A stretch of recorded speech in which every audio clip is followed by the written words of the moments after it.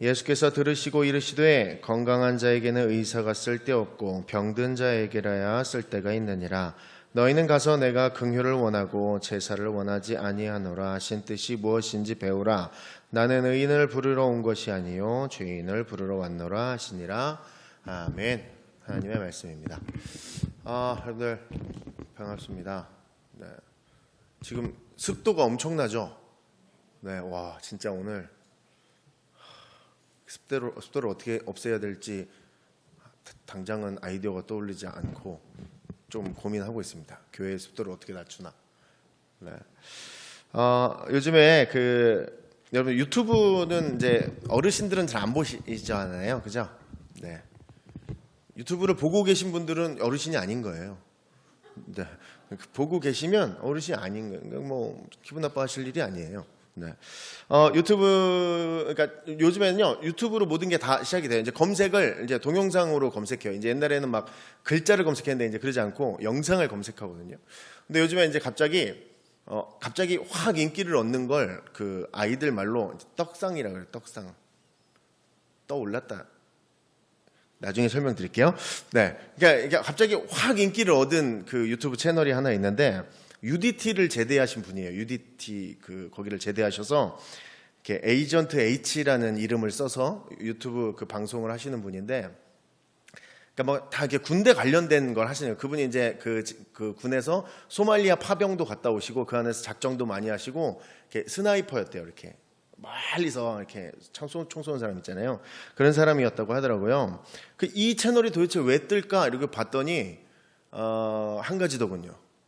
이분이 잘생기셨어요. UDT 나와가지고 몸도 좋은데 잘생겼어요. 조각같이 생기고 피부가 하얗고 군인같이 잘생겼어요. 말도 재밌게 되게 잘해요. 어쨌든 이분이 소말리아에서 스나이퍼 작전을 하는데요. 가장 큰 어려움이 뭐였나요? 라고 인터뷰를 하니까 이분이 이렇게 얘기했어요. 적을 판단하는 게 가장 어려웠대요. 그러니까 너무 몇 킬로 밖에서 이렇게 보고 있는 거니까 적이 이렇게 이름표를 붙여주고 다니면 참 고마운데 그러질 않고 이렇게 난민들이랑 똑같이 옷을 입고 이렇게 다니니까 이게 적인지 아군인지 확인하기가 너무 어렵다는 거죠. 그러니까 잡힌 사람들인지. 그래서 그 적을 빠르게 판단하고 그것들을 계산해내서 내가 총을 쏠 수 있는 어떤 그런 상황이 놓이기까지가 너무 어려웠다는 거예요. 주변에 뭐 날씨나 이런 거는 이제 둘째고 그런 걸 일단 하기가 너무 어려웠다는 거죠. 여러분들은 적을 어떻게 판단하십니까? 인생에 있어 적 같은 사람이 있잖아요. 없으시죠? 근데 일산교회 분들은 그렇죠. 여러분들은 안 계신데 이게 세상 사람들은 있어요. 좀 이렇게 살다 보면 나한테 저 사람이 득이 되나 실이 되나를 좀 나도 모르게 계산하거든요. 근데 그런 사람이 있어요. 여러분 대체로 여러분이 적이라고 판단되는 사람들, 나랑 좀 안 맞는 것 같은 그 사람들은 어떤 종류의 사람들이신지 혹시 파악이 되시나요?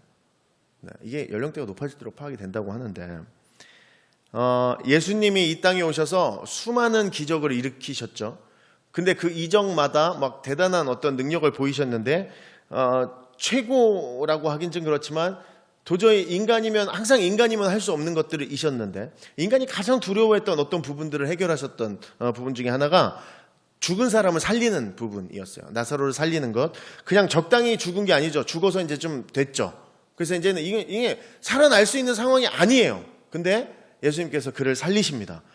그 사람을 살린 것이 얼마나 큰 일이고 생명을 살린 것에 대한 의미도 있고 그리고 또 인간이 할 수 없는 예수님의 그리스도 되심을 막 표현한 장면인데 그 장면을 보고 예수님을 믿어야죠. 그죠?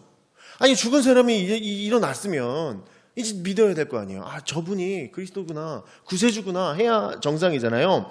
그런데 이 소식을 들은 어떤 사람들은 회의를 열었습니다. 그리고 이렇게 얘기합니다. 너무 많은 기적을 하고 있는데 저 사람 여기 우리 동네 사람들이 다 우리나라 사람들이 다 저 사람 따라서 나가버리면 큰 나라가 와서 우리 치면 우리 어떻게 해결할 거냐라는 명분을 내세우기 시작해요. 그리고 나서 그러면 사람들을 꿰고 있는 저 사람을 죽여야겠다라고 마음먹은 사람들이 있어요. 누구예요? 그치, 바리새인들하고 서기관들. 여러분, 나사로를 살리신 예수 그리스도를 보면 막 믿어져야 되는데 오히려 죽일 마음을 가진다는 거죠. 제거해야 되는 마음을 가지는 거예요. 사실 인정은 하지만 믿음이 막 커지지가 않고 오히려 예수 그리스도를 위험한 인물로 인정해버리는 이 모습들을 본다는 거죠. 예수님이 죽은 사람을 살린 것 자체가 굉장히 큰 능력을 가지고 있는데 무엇을 생각해요? 지금 현 상황에서 나에게 저 사람이 득이 되냐 실이 되냐를 계산하는 거죠. 지금 우리 공동체에 저 사람이 득이 되는가 실이 되는가를 계산한다는 거예요. 예수님이 어떤 이적을 펼치고 그 이적을 통한 내가 어떤 피드백이 있는 게 아니라 그 이적을 보면서도 난 저 사람이 나의 인생에 필요한가 필요하지 않은가만 계산한다라는 거죠. 이들의 사고방식 때문에 예수님을 죽이는 데까지 나아갑니다. 그죠? 요 생각으로 시작한 거예요. 근데 여러분, 이게 굉장히 무서운 생각이고 굉장히 나쁜 사고방식인데요. 이 바리새인이 생각하는 방식이 우리가 생각하는 방식과 비슷할 때가 있습니다. 언제냐면 여러분, 한 사람을 평가할 때 뭐라고 얘기해요? 주변에서 이렇게 물어보잖아요. 이런 얘기는 꼭 크게 안 하시더라고요. 조용히 하시더라고요. 그죠? 그 사람 어때? 이렇게 물어보더라고. 그냥 걔 어때? 이렇게 물어봐도 되는데 그 사람 어때? 그럼 대답도 조그맣게 해요. 별로야. 이렇게 얘기한단 말이에요. 괜찮은 사람이면 어떻게 해요? 그 사람 진짜 괜찮은 사람이야. 크게 얘기해요. 그죠? 이게 참 희한한 거예요. 그죠? 있잖아. 그때 거기 뭐 이렇게 했던 그 집사 이상해. 이렇게 얘기한단 말이에요. 그래서 독특하단 말이에요. 사람들이 판단하는 방법이죠. 너무 괜찮다라는 표현과 어떤 사람들은 그거 사람 아니다 이렇게 말하는 사람이 있고, 그죠? 근데 그 두 사람이 다른 사람이 아니라 한 사람인 경우가 많아요. 그러니까 평가가 다른 거죠. 이쪽 그룹에서 보는 그 사람과 이쪽 그룹에서 보는 그 사람이 다른 거예요. 그 사람이 좋다, 괜찮은 사람이야 라고 말하는 사람들은 그 사람한테 좀 득을 얻은 사람들이에요. 친하거나 가깝거나 관계가 좋은 사람들이죠. 만약에 그 사람이 야 그거 사람 아니야 라고 말했으면 그 사람은 그 나쁘다고 말한 사람 때문에 무슨 이유에서든지 손해를 본 사람이에요. 경제적이든 감정적이든 관계적이든 손해란 걸 본 사람이에요. 그래서 저 사람을 싫다고 얘기하는 거예요. 이상한 사람이라고. 좋은 사람이야 라고 말했으면 나랑 어떤 이해관계가 있는 사람이죠. 악하다고 말하는 사람은 나랑 관계가 지금 별로 없는 사람이에요. 그러고 나서 나한테 저 사람이 어떻게 했는지를 기억해내면서 괜찮은 사람과 괜찮지 않은 사람을 나눕니다. 우리 흔히 사람을 평가할 때 이런 경우가 많이 있잖아요. 그렇게 사람을 이렇게 나누잖아요. 나에게 피해를 줬는지 안 줬는지, 나에게 득이 됐는지 실이 됐는지로만 계산을 해내면 지금 말씀에서 말하는 바리새인들처럼 사고방식을 하고 있는 것과 같아요. 아까 뭐라고 했어요? 바리새인들의 그 득과 실을 따지는 사고방식 때문에 예수님을 죽이는 데까지 나갔죠. 이적을 보면서 예수님을 죽이려고 했단 말이에요. 지금 우리에게도 나에게 득이 됐냐 실이 됐느냐로 사람을 판단한다면 우리는 똑같은 죄를 저지를 것이라는 거죠. 예수 그리스도의 기적을 보면서도 그 사람을 죽이려고 했는데 하물며 우린 기적도 없는 상황에 그 사람들을 보면서 어떻게 유연하게 넘어가겠냐는 거죠. 절대로 그렇게 할 수 없습니다. 좋은 선생님이 어떤 선생님이에요? 나한테 잘해준 선생님. 그죠? 유능한 거는 다른 얘기예요. 조금 부족하셔도 나한테 좀 신경 써주신 선생님이 기억에 오래 남는 괜찮은 훌륭한 선생님이죠. 여러분, 우리의 선과 악이라는 기준이 우리가 이제 흔히 생각하는 선악을 나누는 그 기준이 애매하다고 말할 때가 있어요. 그죠? 인간은 선악을 나누는 기준이 애매해 라고 얘기할 때가 있어요. 여러분, 그 말은 틀린 말이고 기준이 없어요. 인간은 선악을 판단하는 기준이 없어요. 왜냐하면 사람마다 다 달라요. 그래서 정확한 기준을 찾아낼 수가 없어요. 인간은 선악을 나눌 줄을 몰라요. 근데 나눌 수 있다고 믿어요. 그리고 그것이 맞다 그러고 틀리다고 말을 해요. 우리나라에선 맞겠죠. 저 나라에선 틀릴 수 있거든요. 우리 동네에선 맞죠. 저쪽 동네에선 틀릴 수 있어요. 항상 그렇거든요. 결혼할 때 어려운 이유가 뭐예요? 우리 집에서는 당연한 일이 저쪽 집에서 특이한 일이니까 그거 갖고 자꾸 부딪히는 거잖아요. 그죠? 항상 사람들은 기준이 다 비슷하다고 생각하고 선악을 나누는 기준이 같다고 생각해요. 전혀 그렇지 않습니다. 선악을 나누는 기준은 없어요. 존재하지 않아요. 그래서 인간이 선악을 나누려고 하는 행동이 굉장히 위험한 행동입니다.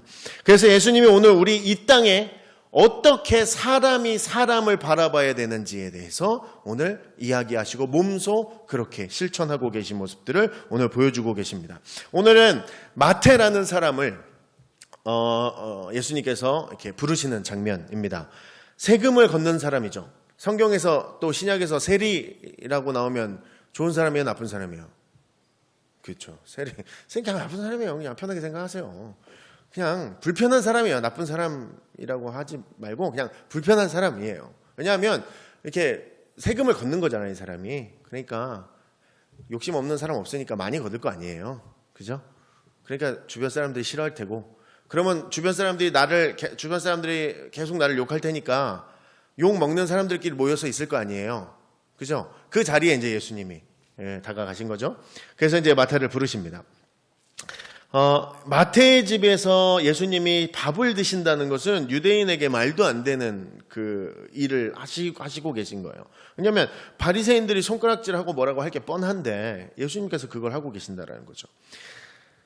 예수님께서 지금 사람한테 나아갈 때 어떤 사고방식을 가지고 나가야 하는지에 대해서 말하고 있는 장면이에요. 세상 사람들은요, 아까 말한 것처럼 득과 실을 따져요. 그게 제일 중요해요. 내가 저 사람을 만날 때 있어 저 사람이 나에게 득이 되냐 실이 되냐가 제일 중요해요. 그래서 우리는 사람을 대할 때 이런 기준을 가지고 계속해서 결정해 나가죠. 이 사람 저 사람을 만나다가 저 사람이 나한테 뭔가 사기를 치진 않았지만 뭔가 뒤에서 뭘 하는 것 같으면 이게 잘라버리죠. 왜? 나한테 필요 없는 사람이니까. 나에게 손해를 끼칠 사람이니까. 그죠? 우리는 이게 제일 중요하죠. 근데 예수님의 기준은 다른 거였습니다. 예수님은 지금 마태에게 다가가 봤자 아무 득을 얻을 수 있는 상황도 아닙니다. 오히려 불리한 상황이에요. 근데 마태에게 다가가시고 마태를 부르십니다. 그때 예수님의 기준은 뭐였냐면 내가 저 사람에게 필요한가가 중요했어요. 내가 지금 저 사람에게 가서 관계를 해서 내가 쓸모가 있는가, 아니면 저 사람이 지금 내가 없으면 안 되는 상태가 아닌가, 이게 예수님의 관계 형성하는 데 있어 결정하는 기준의 역할이었어요. 예수님 이게 항상 중요하셨어요. 내가 지금 저 사람에게 필요한 존재인가가 더 중요하셨던 분이세요. 예수님께서 죄인과 의인을 구분하시기는 하셨습니다. 그런데 예수님을 행동하도록 만든 이유는 예수님이 의인이기 때문이 아니라 예수님이 받은 사명이 부르러 온 자이기 때문에 그래요. 예수님은 사명에 의해서 움직이셨지 득과 실에 따져서 움직이지 않으셨다라는 거죠. 예수님은 부르러 온 사람이고 사명자니까 뭐 해야 돼요? 그 사람한테 나아가야죠. 내가 필요하다고 말하는 사람들에게 내가 나아가야죠. 그게 사명이죠. 이게 예수님이 예수님 될 수 있는 가장 큰 힘이었습니다. 여러분, 하나님의 성도들이 무언가를 도전하는 삶을 살려면 그 기준이 이것이 돼야 되는 것이 아닌가라는 생각을 특히나 요즘에 많이 하게 됩니다. 쓸모 있는 사람한테 여러분 나아가십시오 라고 말씀드리는 것이 아니라 그 사람이 나의 도움이 필요하다면 나는 지금 그 사람에게 갈 수 있는가가 사람과의 관계를 만드는 가장 큰 기준이 되어야 된다라는 것이죠. 선과 악을 따지고 득과 실을 따지는 관계가 아니라 저 사람에게 내가 필요하다면 내가 지금 갈 수 있는가 갈 수 없는가가 인간관계의 기준이 되어야 한다라는 것입니다. 여러분, 사람에게 그 사람한테 내가 나아가지 않아도 되는 때 또 있어요. 그때는 내가 필요 없는 때. 그죠? 하지만 내가 저 사람에게 나아가야 되는 그때는 저 사람은 나에게 정말로 필요할 때 그때다라는 것이죠. 그래서 여러분, 먹고 사는 일에 처해 있고 나의 인생의 여러 가지 실제적인 어려움들 때문에 난 지금 굉장히 어려워서 이런 이야기들은 영적인 이야기로 잠깐 치부해 버릴 때가 있어요. 이거는 내가 하긴 하는데 좀 나중에 해야지, 지금 당장은 지금 어렵다, 뭐 이렇게 생각할 때가 있어요. 나의 삶에 적용할 이야기로 받아들여지지 않을 때가 있다는 거죠. 저 사람 지금 내가 필요 없는데 저 사람도 내가 필요 없는 것 같은데 라는 생각이 든다는 거예요. 너무 먼 얘기처럼 들리죠. 내가 어떻게 저렇게까지 살아나가나. 저거는 예수님이니까 저렇게 살았지라는 생각이 들어요. 그리고 나의 삶에 적용하고 그렇게 살아보기엔 너무 거리감 있는 말씀이라고 생각해버릴 때가 있어요. 맞습니다. 이것도 틀린 말은 아니에요. 그런데 여러분, 내가 나를 필요로 하는 사람에게 다가가며 관계를 만들어가고 살아가잖아요. 이러면 하나님이 아이고 내 말 잘 들었으니까 아이고 예쁘다 이러고 하나님이 기분 좋고, 하나님이 기분 좋으니까 내가 좀 폼이 나는 정도의 모습이 아니라는 거예요. 그 정도에서 멈추는 일이 아니에요. 그렇게 살아내는 것이 내 인생의 능력이 되고 내 인생의 힘이 됩니다. 내가 인생을 살아나가는데, 하나님께서 사명으로 주신 나의 인생을 살아나가는 데 있어 힘이 되고 능력이 되는 건 내가 필요로 하는 자리에 가는 것, 그것이 하나님께서 주신 힘과 능력이 되는 거예요. 나의 삶의 힘과 능력을 작용하려면 내가 필요한 자리에 갖고 나아가야 된다라는 거죠. 내가 필요한 사람들과 관계를 맺어야 된다라는 것입니다. 여러분, 내가 필요한 자리에 내가 나가려는 노력을 꾸준히 하는 것, 이게 어떻게 보면 신앙생활의 어떤 마지막 모습이 아닐까라는 생각을 해요. 예수님이 오셨는데 예수님이 의인만을 부르러 오셨으면 분명히 이 땅에 1%도 안 되는 사람일 건데, 그러면 몇 명한테나 가시겠습니까? 쓸모 있는 사람만 찾으셨으면 예수님 눈에 누가 들겠습니까? 예수님의 구원은 그냥 한 명? 전 세계에 한 명? 두 명? 정도밖에 되지 않았을 거라는 거죠. 이런 틀을 다 깨버리시고 예수님은 반대로 생각하셨죠. 예수님을 필요로 하시는 자리가 있다면 다가가시는 분이 예수님이셨다라는 거죠. 도움이 필요하거나 필요한 사람만 찾았으면 예수님이 되실 수 없었을 겁니다. 그 생각의 틀을 다 뒤집어서 바꾸셨다라는 거죠. 내가 필요한 사람, 내가 도울 사람만 만나고 살면 내 삶 가운데 하나님의 도움을 받으실 여러 부분을 막 잘라내야 합니다. 어려움이 있죠. 사람을 만나면 도움이 될 것 같다면 우리는 흔히 어떻게 합니까? 내가 인생이 지금 많이 어려워요. 어려움을 당한 상황에서 내 주변을 돌아보니 힘이 되는 사람들이 좀 있어요. 힘이 될 것 같은 사람들이 있어요. 그래서 그 사람들이랑 관계를 잘 해놓으려고 매일매일 전화하고 또 하고 때마다 선물하고 잊지 않고 문자 보내고 계속해서 관계를 잘 유지하고 관리를 해나가면 그 사람을 통해서 내가 어떤 능력을 차용할 수 있을 거라고 생각하는데, 여러분, 그렇게 철저하게 관리한 사람이 여러분에게 얼마나 득을 주셨었습니까? 여러분 인생 한번 돌아보세요. 여러분이 힘이 될 것 같고 능력이 될 것 같은 그 사람에게 의지해서 그 사람 관리를 잘했더니 그 사람을 통해서 어떤 득을 취하셨습니까? 얼마나 득을 취해 보셨습니까? 돈 많고 힘 있는 사람 관리했는데 돈 많은 친구가 항상 돈 주는 거 아니죠. 내가 어려울 때마다 큰 돈 덥석덥석 주는 친구가 어디 있어요? 요즘 세상에. 지금 2020년인데. 그런 사람이 어디 있어요? 힘 있는 사람, 권력 많은 사람, 어려울 때 나 지켜줄 것 같죠? 요즘 세상에 그럴 것 같아요, 여러분. 능력 있고 권세 있는 내 가까운 사람이 나를 위해서 헌신하고 자기 걸 다 버리면서 나를 막 도와주는 사람이 있어요? 저는 참 만나보고 싶은 사람 중에 하나인데 없어요. 요즘은 도움이 막상 필요할 때는 도움이 되지 않는다는 거죠. 군인교회에 오래 있어 보니까 군인교회에 있을 때 제가 별 경험을 하나를 다 했는데 정말 신기한 게, 군인들 월급 내가 다 알잖아요. 얼마 받는지. 계급별로 똑같으니까. 그잖아요. 장교들도 계급별로 똑같잖아요. 부사관들도 계급별로 똑같아서 알아요. 얼마 받는지. 그러면 이제 우리 교회 나오시는 분들 해서 11조가 나와야 되는데 이게 이상한 거예요. 그래서 어느 날 이제 기도했습니다. 그리고 한 분을 딱 만나셨어요. 만나가지고 저분은 참 헌금 생활 참 잘하실 것 같다 라는 생각이 들어서, 계급이 높으신 분이었어요. 그래서 그분을 딱 만나서 이제 인사하고 이제 밥을 잘 먹고, 이제 잘하시겠다. 헌금 안 하세요. 계속 안 하시고 그냥 안 하시더라고요. 이 사람은 헌금 안 하는 신앙생활을 하시는 분이시구나. 이제 이렇게 했는데 전혀 예상하지 못한 어떤 군인도 아니신 어떤 집사님이 계속해서 끊임없이 어떻게 해서든지 그 금액을 채우려고 막 애쓰시는 우리 집사님들의 모습을 많이 보게 됐어요. 군인 아이들 제자 양육할 때도요, 야, 요 녀석 조금만 끌면 네가 진짜 팍 성장하겠다 싶어서 딱 끌어안고 관리 막 하잖아요. 관심이 없어요. 분명히 잘 따라올 것 같은데 안 해요. 내가 관리하던 관계, 내가 이 관계를 할 수 있는 그 가능성들이 유혹이 돼서 도망가요. 다른 짓을 해요. 근데 이렇게 처음 봤을 때, 와, 얘는 진짜 군생활 어떻게 하냐, 하물며 교회 생활은 어떻게 하냐 싶은 애들이 갑자기 두각을 보일 때가 있어요. 막 성경 막 열심히 읽고 갑자기 평생 성경 안 읽던 애가, 여러분, 높은 자리에 계신 분들은 교회를 잘 도와주지 않으셨습니다. 도움이 안 될 것 같은 분들이 목숨 걸고 교회를 도와주실 때가 많았습니다. 내가 생각하는 가능성이 굉장히 초라한 거고 쓸데없는 거라는 걸 저는 그때 깨달았습니다.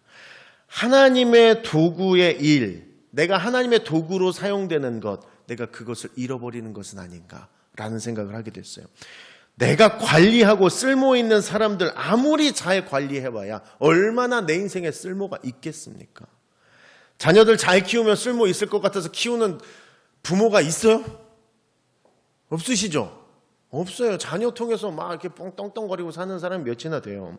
여러분, 우리는 하나님의 가능성들을 아예 보지 못합니다. 그러니까 우리의 능력을 스스로가 묶어버리게 되죠. 그래서 돈, 유익, 가능성, 득과 실, 이런 걸 따져서 거기에 매여서 하나님의 모든 다른 부분을 잊어버려요. 오늘 예수님은 이 구조를 뒤집어 엎으라고 도전하고 계신 겁니다. 마태가 도움이 됩니까? 마태를 부르러 왔는데 그게 무슨 도움이 돼요? 예수님이 대단한 사역을 할 사람처럼 나타났는데 마태라는 사람을 데리고 가니까 이게 너무 초라하다라는 거죠. 오히려 피해가 되는 사람이에요. 마태가 근데 얼마나 하나님의 사람으로서 최선을 다하고 멋있게 살아 나갑니까? 누가 그렇게 시작할 줄 알았습니까?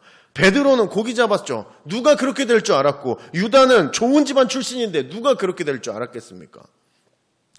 예수님이 그럴 줄 알고 데려오고 부르신 게 아니고요.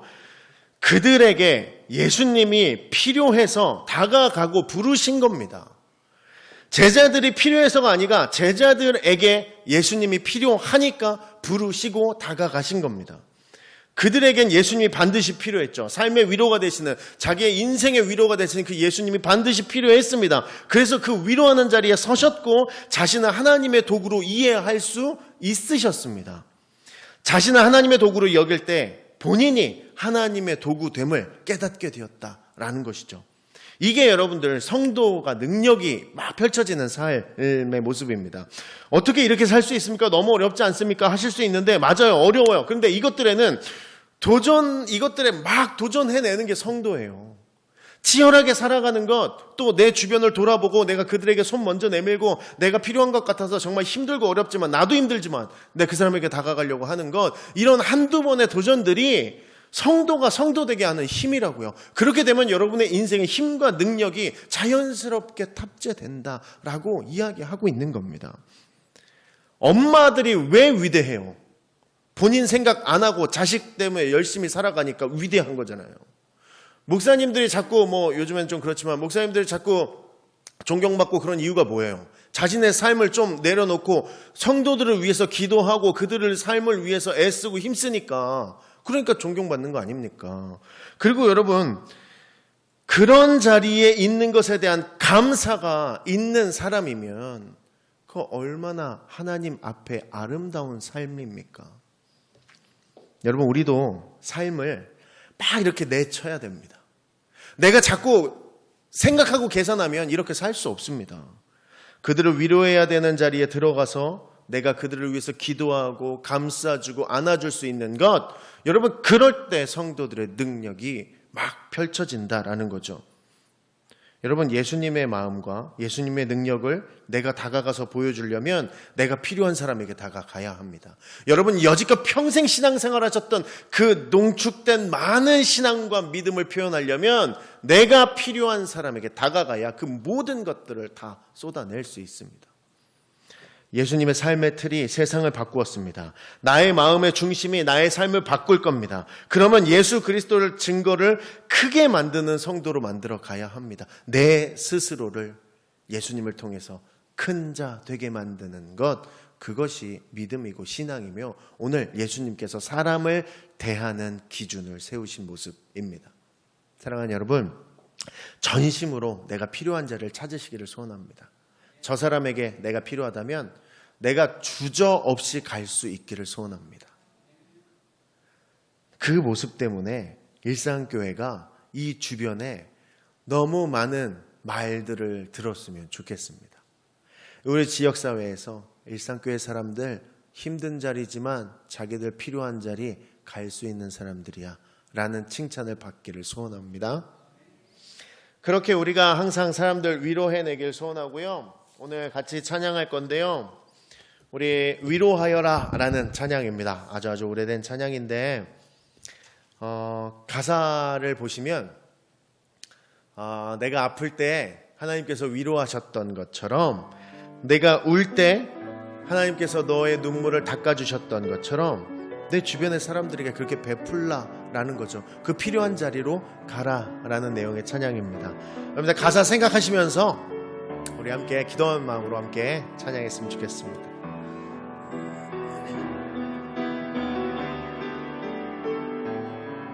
위로하여라, 위로하여라. 내가 아플 때 내가 너를 위로했듯이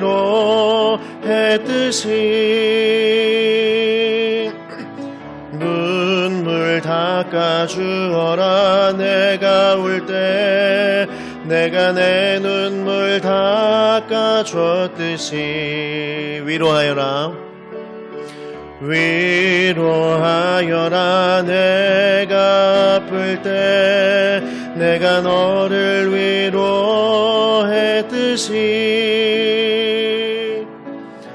눈물 닦아주어라. 내가 울 때 내가 내 눈물 닦아줬듯이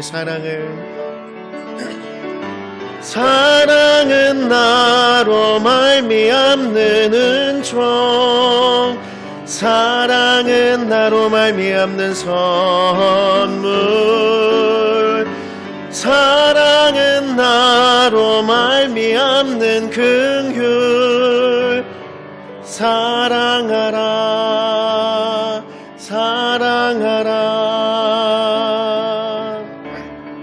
위로하여라. 내가 아플 때 내가 너를 위로했듯이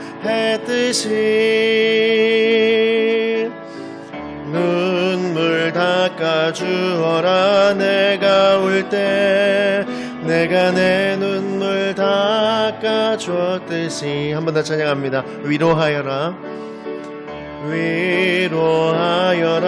내가 아플 때 내가 너를 위로했듯이 눈물 닦아주어라. 내가 울 때 내가 내 눈물 닦아줬듯이. 사랑은 나로 말미암는 은총, 사랑은 나로 말미암는 은총, 사랑은 나로 말미암는 선물, 사랑은 나로 말미암는 긍휼. 사랑하라, 사랑하라. 위로하여라. 내가 아플 때 내가 너를 위로했듯이